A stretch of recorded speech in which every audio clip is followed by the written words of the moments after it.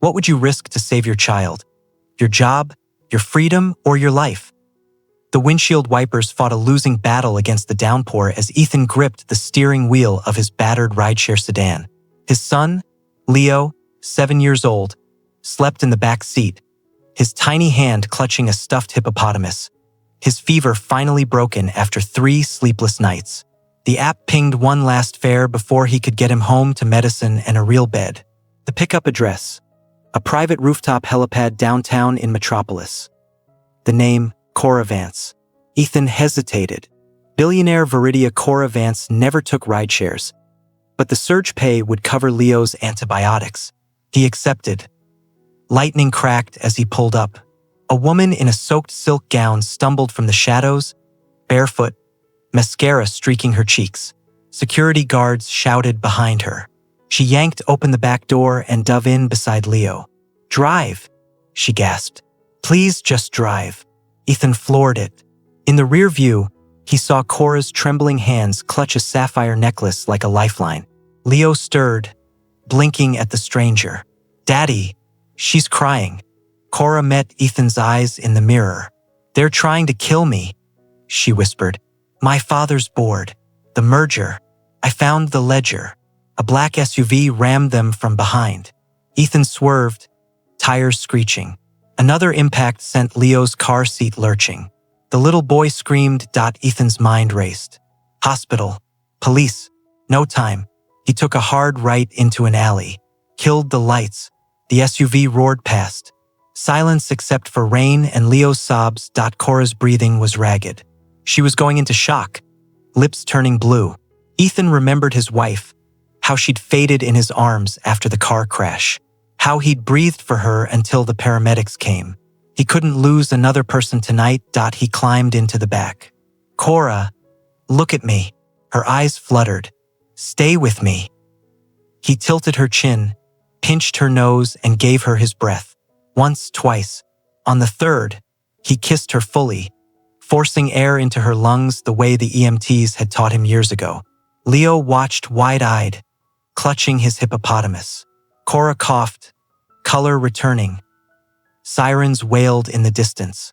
Ethan's phone buzzed. Rideshare support. Passenger reported assault. Police en route. He had minutes. Cora grabbed his sleeve. "They'll say I'm crazy. Drugged.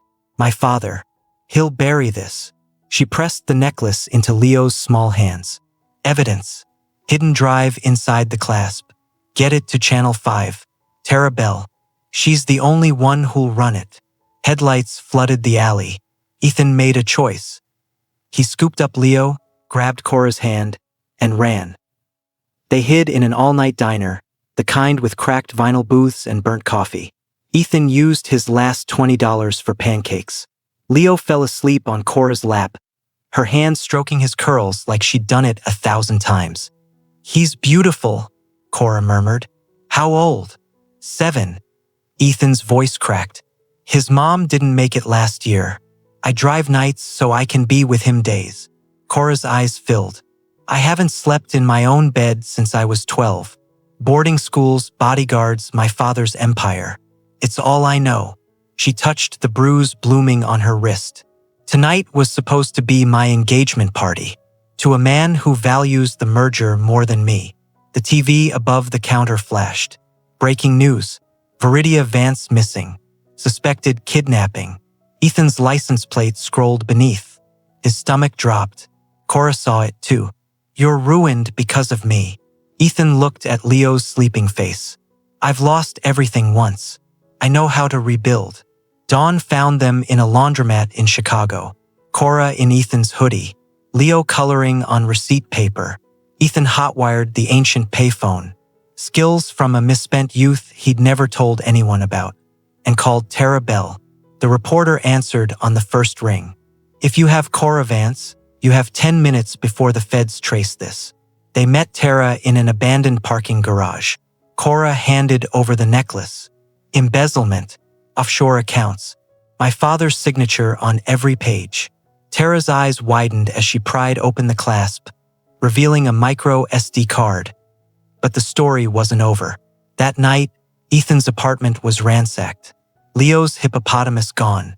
A note pinned to the wall with a knife. Return the boy. Keep the drive quiet. Ethan's hands shook as he packed a duffel. Cora appeared in the doorway, no longer the trembling Viridia. She wore jeans and a determined glare. I hired private security off the books. We're getting Leo back.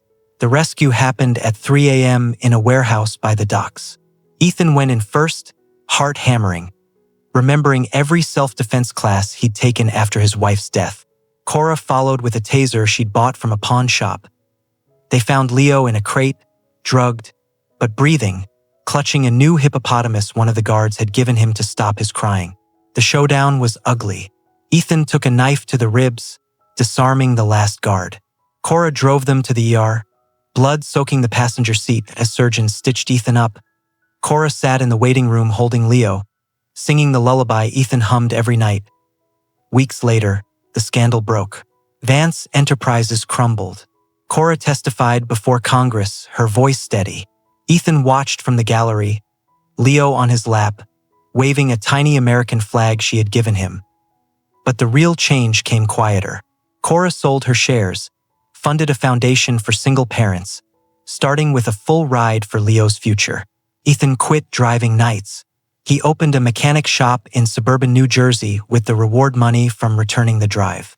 Cora became his first customer, bringing in a vintage Mustang she bought just because it reminded her of his sedan. 1 year later, on the anniversary of that rainy night, Ethan proposed in the diner where they'd hidden.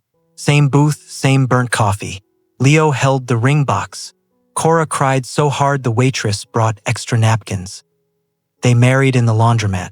Yes, really, surrounded by friends who'd become family. Tara live-streamed it for Channel 5. The thumbnail: Single dad saves billionaire. They save each other as Ethan carried Cora over the threshold of their new home. A modest fixer-upper with a swing set in the yard. Leo ran ahead, hippopotamus in tow. Cora paused on the porch. I used to think love was a liability, she said. Turns out it's the only asset that multiplies. Ethan kissed her, tasting coffee and forever. And sometimes, he grinned, it starts with a really bad kiss in the back seat. The sun set over a city that had tried to break them. Ahead, a lifetime of pancakes, greasy overalls, and a little boy who'd never know what it felt like to be alone. If this story of second chances and found family moved you, hit that like button. It tells the algorithm to share hope with more people. And don't forget to subscribe and ring the bell. Next week, we're diving into the real-life heroes who inspired this tale. Drop a comment. Have you ever had a moment that changed everything? See you in the next one.